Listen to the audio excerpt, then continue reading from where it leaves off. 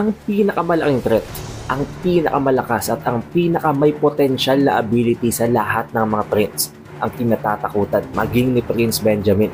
Ang explanation maging sa ibang mga abilities pa ng ibang mga prinsipe at ang katotohanan sa kung ano talagang nangyayari sa loob ng residence ng 13th prince na si Mariam, kay Hanzo, kay Bisky at sa mga bodyguard sa loob ng squad nila. Before we start, huwag niyo muna kalimutang mag-iwan ng like at mag-subscribe at i-ring na din ang bell button guys para automatic pag nag-release tayo ng bagong video, ng bagong chapter, mano-notify kayo at never na kayong mahuhuli sa bawat uploads natin. Pero wag na nating patagalin pa, let's go! Ang chapter na ito ay pinamagatang persuasion at makikita natin sa pinakaunang panels na nagtitake place ang POV dito sa 6th Prince na si Tyson. Dito ay pinagpapatuloy pa rin itong si Prince Tyson ang kanyang preachings, ang kanyang pagtuturo tungkol sa kanyang sariling aklat na ang Book of Tyson, habang ang lahat naman ng mga bodyguards niya ay taimtim at napaka-peaceful na nakikinig sa kanyang mga sinasabi. Kumukuha pa nga ng mga verses o ng mga linya itong si Tyson mula sa kanyang sariling aklat para ihayag at ikalat sa kanyang mga bodyguards. Habang tuwang-tuwa namang nakikinig ang mga bodyguards niya at nagsasabi pa ng Viva Prince Tyson. Pero alam naman natin na hindi ganito ka-corny itong si Izunami, kaya naman nakikisabay na lamang siya. Nakikipalakpak siya kahit actually hindi naman talaga siya impressed.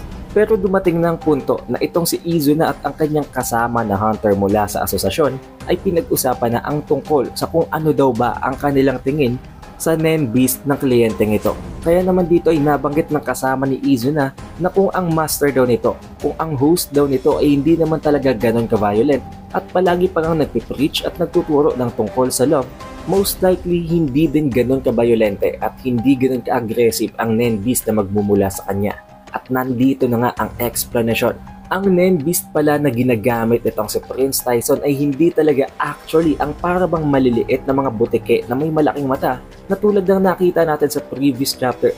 Tulad ng inaasahan at ine-expect nitong si Izuna, yun lamang ay ang parabang mga nare-release o nakikreate ng mga miniature creatures ng tunay niyang Nen Beast. Dahil ang tunay niyang Nen Beast ay parabang isang puso na may napakalaking mata na parabang isang angel. At ang Nen Beast na ito ay isang emitter, isang diffusive Levitite.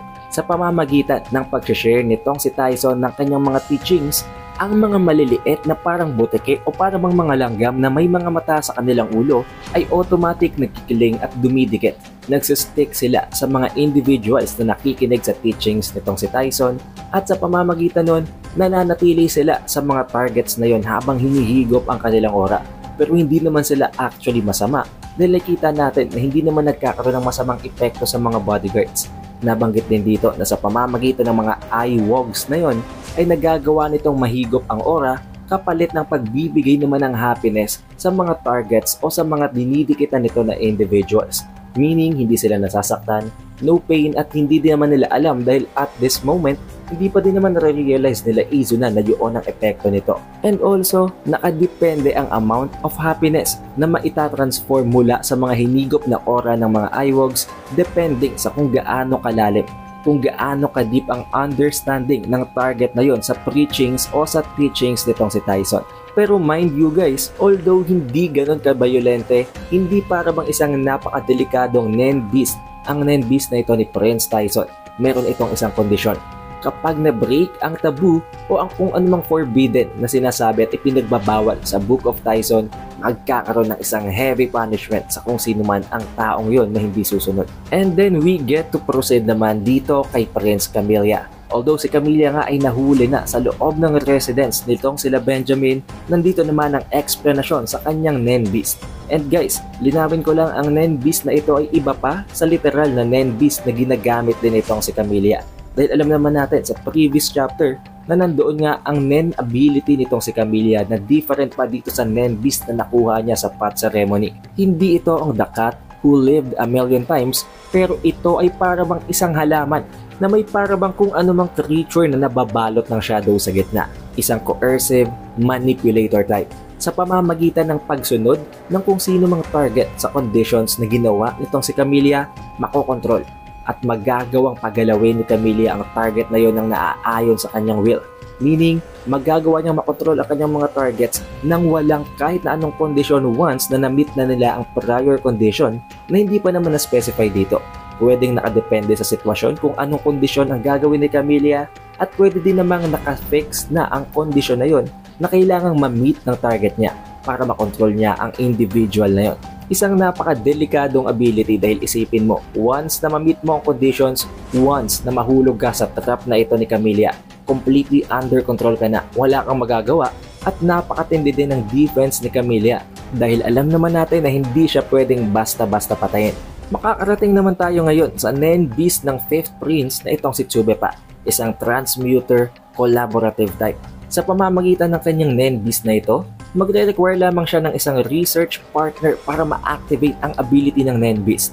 Sa loob ng paramang palaka or ng gecko-looking na creature na ito, ay kaya niyang mag-produce ng variety of drugs na hindi rin naman na-specify dito kung anong kayang gawin. Pero knowing it is a variety of drugs, marami itong uses. Surely, nakadepende sa sitwasyon kung anong klaseng drugs ang pwede niyang gamitin na magbibigay sa kanya ng advantage sa mga sitwasyon na kakailanganin niyang gamitin ang Nen Beast na ito. Pero hindi din natin alam kung anong magagawa ng kanyang research partner, kung yun ba ay magsisilbing sacrifice, kung yun ba ay magsisilbing requirement lamang para makapag-create ng drugs sa loob ng kanyang Nen Beast. And actually guys kung medyo nahihirapan kayong i-picture at i-perceive kung anong ability nitong si Tsubepa, isipin nyo na lamang kung paano makipaglaban at kung ano ang ability ni Mayuri Kurotsuchi mula sa Bleach. Most likely, they have similar abilities although hindi pa naman natin nakikitang lumaban itong si Tsubepa, pero base sa description ng kanyang Nen Beast, surely meron silang similarities. And then we get to have another explanation sa Nen Beast ng isa pang prinsipe na ang 7th Prince na itong si Lazarus. Sa pamamagitan ng kanyang Nen Beast na isang conjurer, pseudo-coercive manipulative type, ay nakakapag-create or nakakapag-conjure ng isang parabang imaginary na bagay na dinedesire ng target na ito. Hindi dito na-specify kung anong limitations, kung ano ang conditions, pero nabanggit dito na whatever, meaning kahit ano, kahit lugar, kahit tao, kahit bagay, kahit na anong kayang makita at ma-perceive ng target, kayang gawin ng Nen Beast na ito. And once na mahulog na sa trap na yon ng target, mag-activate na ang ability. Kung anong magiging punishment, kung anong ability na yon napipigil, papatay o magpapahina sa target niya, hindi na yun specify sa chapter. Pero mag-proceed na tayo ngayon sa pinaka-influential na prince, ang may pinakamataas na factor sa mangyayaring succession war, ang 9th Prince na si Halkenberg. Makikita natin dito ang POV at ang tumatakbo sa isip sa bodyguard nitong si Benjamin na ipinadala niya para magmatsyag kay Halkenberg. Nakikita natin dito na kabadong-kabado ito at tumutulo ang kanyang pawis dahil dito niya na-realize na napaka-dangerous ni Halkenberg, napaka-dangerous ng kanyang ability. At naisip pa nga dito ng bodyguard na ito na kapag dumating ang pagkakataon para patayin si Halkenberg, kailangan nilang gawin yun as soon as possible dahil napakalaking threat daw nito para sa buhay ni Prince Benjamin. Nabanggit dito ng bodyguard na previously kapag may sarili-sariling ginagawa at may sarili-sariling buhay magkakalayo ang mga bodyguards ni Halkenberg, meron silang amount ng Nen, amount ng aura na average lang naman, hindi ganun ka-significant, hindi ganun nakakatakot at hindi din naman daw ganun kababa. Pero once na mag-assemble sila, once na magsama-sama sila at magtipon-tipon kasama itong si Prince Halkenberg, dumadating ito sa punto na napakalakas na ng amount ng aura nila, napakalakas na at napakatindi ng Nen nila. Habang patuloy ang ginagawang obserbasyon ng bodyguard na ito ni Benjamin, ay tinitingnan niya ng mabuti kung ano talaga ang mga conditions, kung paano napupull off nitong si Halkenberg ang ganitong klase ng feat. Pero dito ay makikita natin na kaya sila nagtipon-tipon ay para magbigay-pugay sa namatay na kapatid ni Prince Halkenberg na ang 12th Prince na si Momose. Sinabi pa nga dito ni Halkenberg na a moment of silence for Momose. Habang unti-unti silang nagbo-mourn at unti-unti silang nakikiramay kay Halkenberg, ay mas lalo pang tumindi ang degree ng aura ng Nen na i-release mula sa kanilang katawan.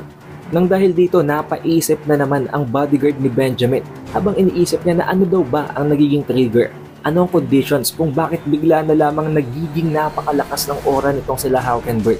Naisip niya na yun daw by prayer dahil nga para bang nagdadasal sila habang nagmumur. Pero dito ay na-figure out niya na hindi talaga yun kung hindi ang symbiotic fellowship. Kapag nasa same wavelength, kapag nagkakasundo at nagkakaisa ang mga bodyguards na ito ni Benjamin ay mas lalong lumalakas ang kanilang aura. At kung kanina nga ay takot At kinakabahan ang bodyguard na ito ni Benjamin matapos niyang makita ang napakatinding amount ng aura ng Nen na nanggagaling dito kay Hulkenberg at sa kanyang mga bodyguards. Ngayong nagkaisa pa sila lalong kinilabutan. Nanginig ang tuhod at hindi na alam ang gagawin ng bodyguard na ito nang makita niyang nag-uumapaw. And honestly guys, kung titingnan yung mabuti sa panels, talagang literal nag-uumapaw. Hindi na makontain ng residents ng room nitong sila Hulkenberg ang amount ng Nen, ang amount ng aura na na-emit ng kanilang katawan. At hindi naman natin masisisi ang bodyguard na ito knowing the situation. Ngayong napakatindi nga ng nakikita niya at nasa loob pa siya ng the same room habang nangyayari ito. Halos malulod na siya sa amount ng aura na na-release nila Hulkenberg. Sa pagkakataong ito ay hindi na napigilan pa ng bodyguard na gumawa ng move. Naisip niya na hindi na talaga nila pwedeng hayaan pang magpatuloy ang ginagawa ni Hulkenberg. Agad niyang tinawagan si Prince Benjamin para i-inform siya sa napaka-dangerous na ability na ito. At binanggit niya pa dito kay Benjamin na as soon as possible, kailangan na nilang ma-eliminate. Kailangan nilang patayin si Hulkenberg dahil napakadelikado talaga nito. Dahil habang hindi pa daw aware, habang hindi pa alam nitong si Benjamin at ng kanyang mga bodyguards kung gaano kalital ang ability nila, kailangan na nilang eliminate ito. Dahil kapag nalaman nila Hulkenberg kung paano i-utilize ang kanilang powers, mahihirapan na silang tapatan ito. At tulad nga ng binanggit natin kanina guys, sa pamamagitan ng symbiotic fellowship, sa pamamagitan ng pagkakaisa at pagkakasundo-sundo ng mga bodyguards at nitong si Hulkenberg, ay naidudulot ang ganitong napakatinding surge ng energy na isip ng bodyguard na ito na once na matapos ang kanilang moment of silence, mabibreak ang kanilang symbiotic fellowship although hindi literally, pero doon magtatapos ang kanilang pagkakasundo ng ganun kataimtim. Sa pagkakataong yon, in that instance na medyo mawiweaken ang kanilang Nen, ang kanilang aura ay aatakihin niya at papatayin niya si Hulkenberg. Pero naisip din niya na hindi niya pwede basta-bastang gawin dahil palaging nagmamatsyag at nakabantay kay Hulkenberg ang kanyang Nen Beast. Alam din ng bodyguard na ito na alam ng Nen Beast ni Hulkenberg na marunong siyang gumamit ng Nen dahil patuloy daw itong on alert at pinagmamatsyagan din ng kanyang mga kilos at nakatitig din ito sa kanya palagi. Kaya naman kapag pumasok ng close proximity ang bodyguard na ito sa range ng ability ng Nen Beast, nang may bloodlust, nang may powerful intent to kill, hindi niya alam kung anong pwedeng gawin ng Nen Beast. At possibly daw ang mga feathers na para bang buhok nito ay mag-shoot ng mga atake na punta sa kanya. So meaning guys, ang mga nakita natin na feathers sa mga kamay ng mga bodyguards nitong si Hulkenberg ay nanggaling sa kanyang Nen Beast. Dahil yun nga ay ang parang buhok ng mga feathers sa mga balikat nito. At napansin din daw ng bodyguard na ito ni Benjamin na previously ang isa sa mga espiya na bodyguard na ipinadala ng first queen na si Unma ay inatake na din ng Nen Beast na ito ni Hulkenberg. Nagkaroon din ng feather sa kanyang kamay pero within just 10 minutes nawala at nag-disappear daw ang feather na yun sa kamay ni Orzny. Sa pamamagitan nun, naisip at na-figure out ng bodyguard na ito ni Benjamin na kapag tinamaan ng mga feathers ang isang individual na hindi naman talaga actually loyal kay Hulkenberg, wala naman yung epekto dahil hindi naman namatay si Orzny. Wala namang masamang nangyari sa kanya. Unlike ng mga bodyguards na mga loyal dito kay Hulkenberg na nabibigyan nga ng power up. Pero the thing is, hindi alam ni Orzny na nangyari yun. Tulad ng explanasyon na sinabi ng mga bodyguards na nagkaroon ng alyansa kay Kurapika, hindi din alam ni Orzny kung paano nakadikit at kung paano tumusok ang mga feather sa kamay nila na nangangahulugan lamang daw ayon sa bodyguard na ito na may manipulative ability ang Nen Beast ni Hulkenberg. Napakadelikado, isa itong memory revision type na manipulation. Kaya naman nawawala ang memory o ang memorya ng mga individuals nito kung paano sila nalagyan ng marka.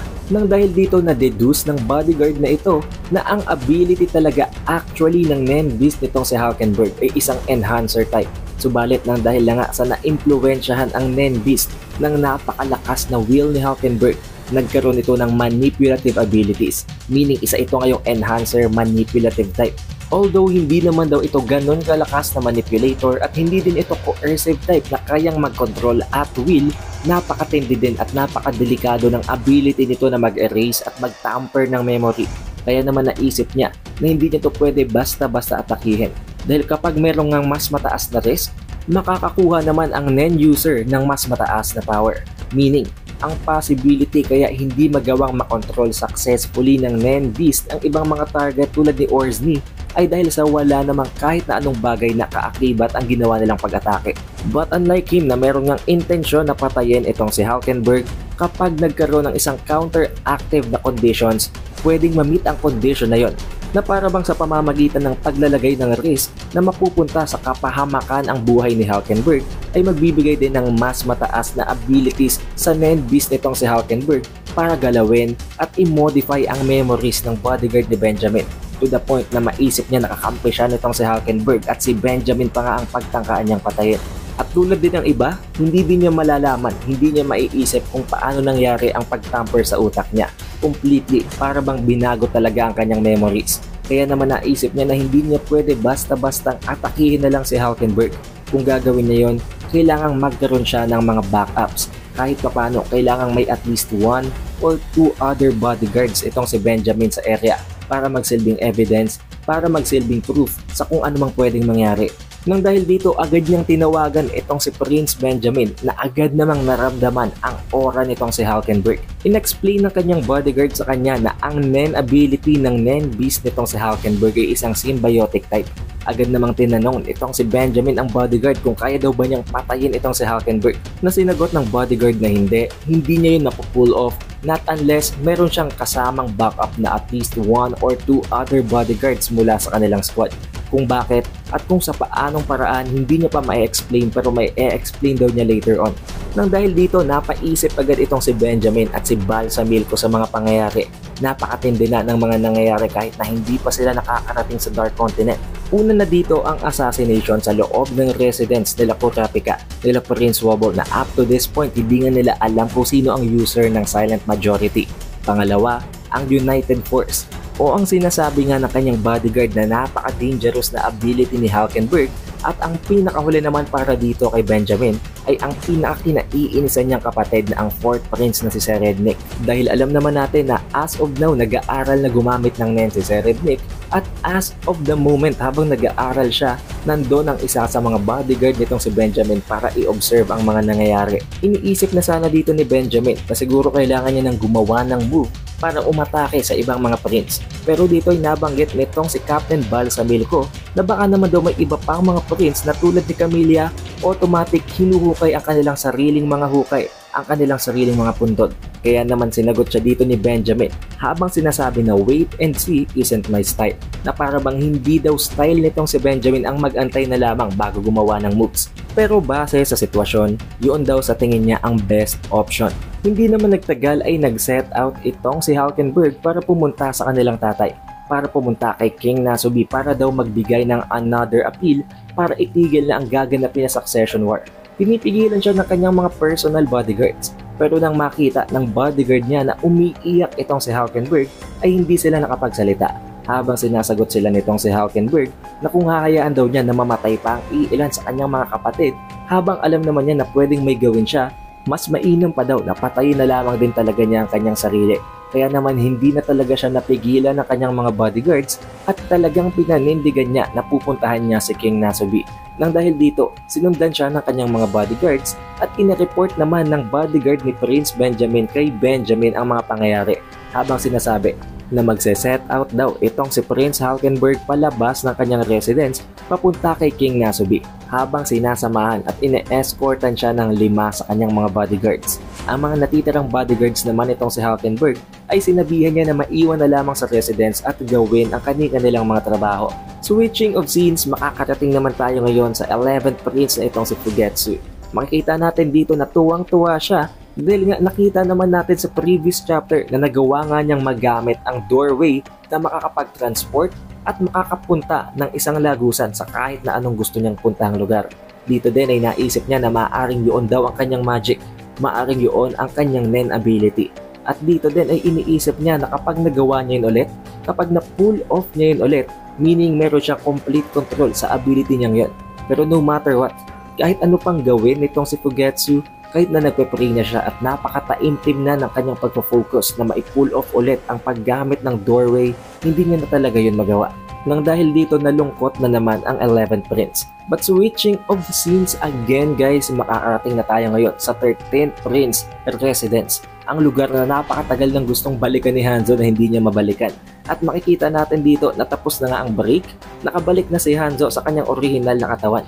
Habang galit na galit sa kanya itong si Bisky dahil all-nighter daw. Ang oras na dapat ay ipapahinga nila ay naubos ng dahil sa pagbabantay niya sa katawan ni Hanzo.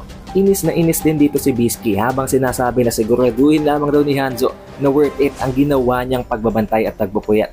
Na sinagot naman ni Hanzo na don't worry, na pagbayad na daw niya ang assassin na may kasalanan sa pagkamatay ni Prince Momose.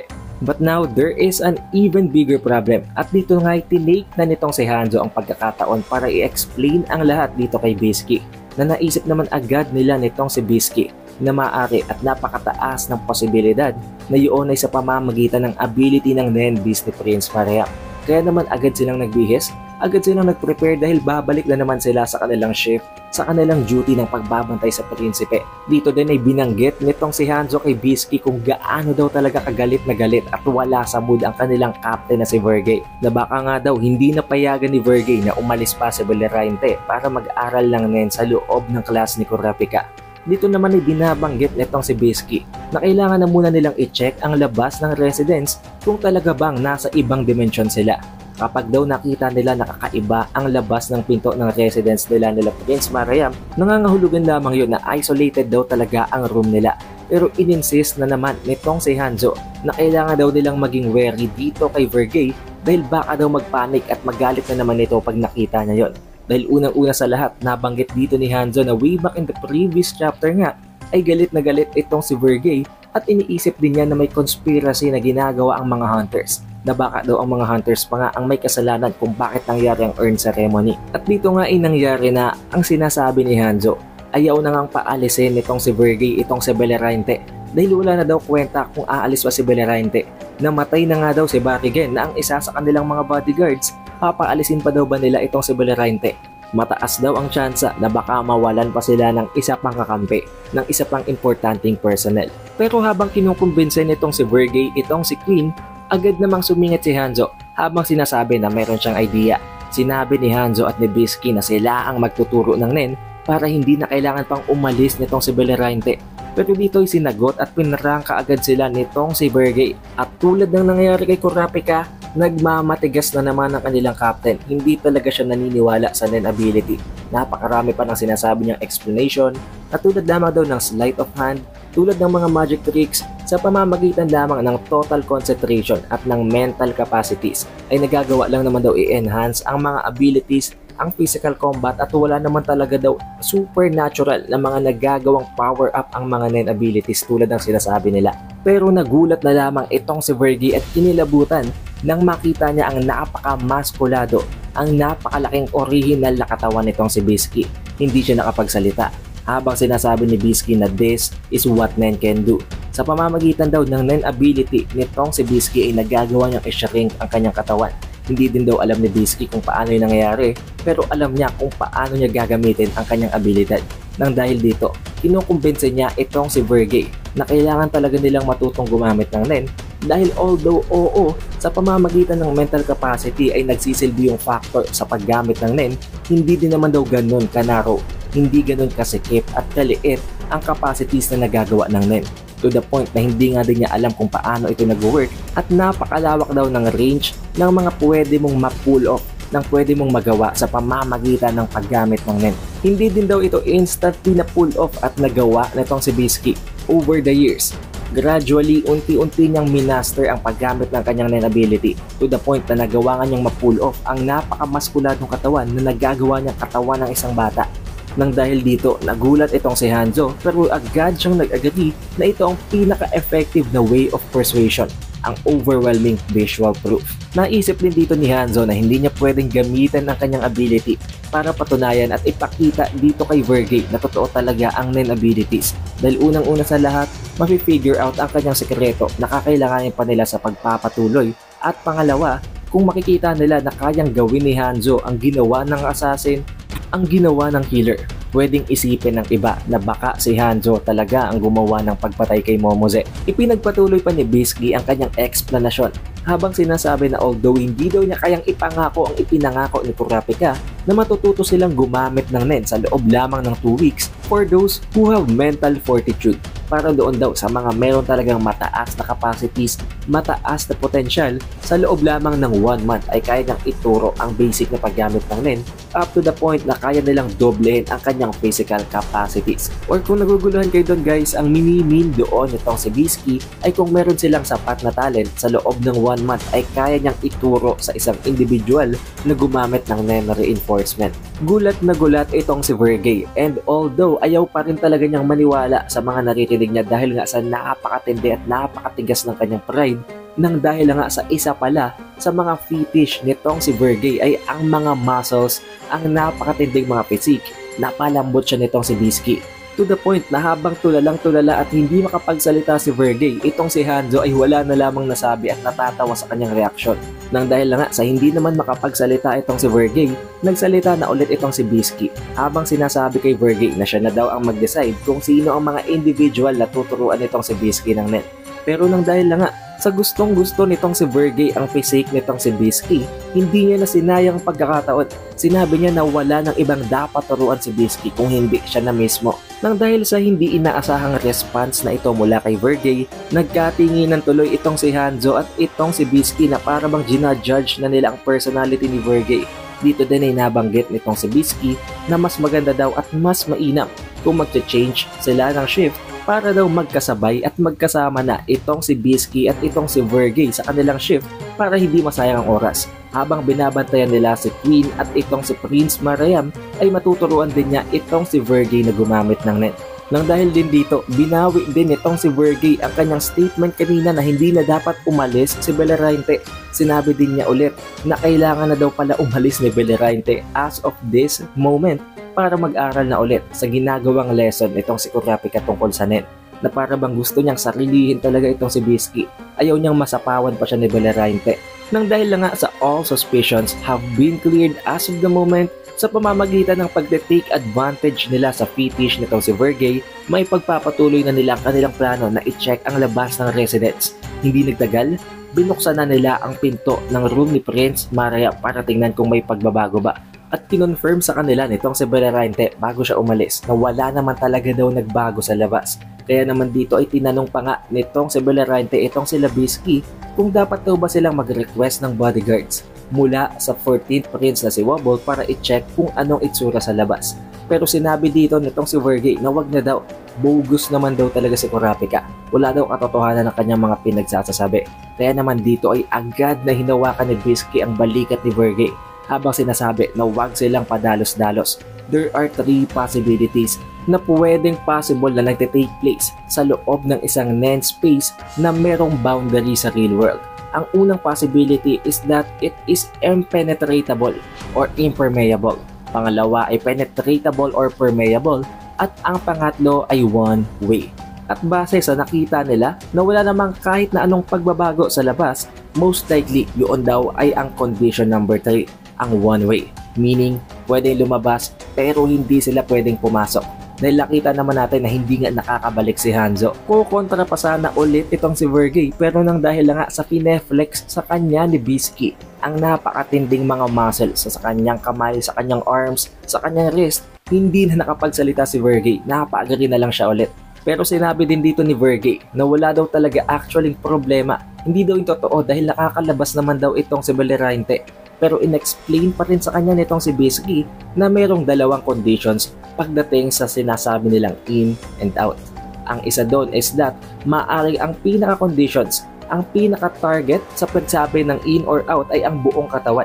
Meaning, hindi ka mako-consider na nasa labas, hindi ka mako-consider na nasa loob, not unless hindi pa nakakalampas ang buong katawan mo. Kaya naman dito ay nanghingi na ng permission itong si Bellarainte sa captain ng squad na itong si Vergey para lumabas, para pumunta na nga kila Kurapika para mag-aral ang paggamit ng NEN. Na hindi naman ipinagkait sa kanya ni Vergey dahil alam naman natin na gusto pa nga yun ni Vergey para masolo niya itong si Bisky. And completely, nag-step outside na nga itong si Bellarainte mula sa kanilang room, mula sa kanilang pinto. Wala namang nagbago. Napaka-normal na naglalakad itong si Bellerainte sa labas habang ina-explain sa kanila na wala naman daw siyang nararamdaman na kakaiba at tinatanong pa nga itong sila Bisky at sila Vergey kung nakikita daw ba sila nito.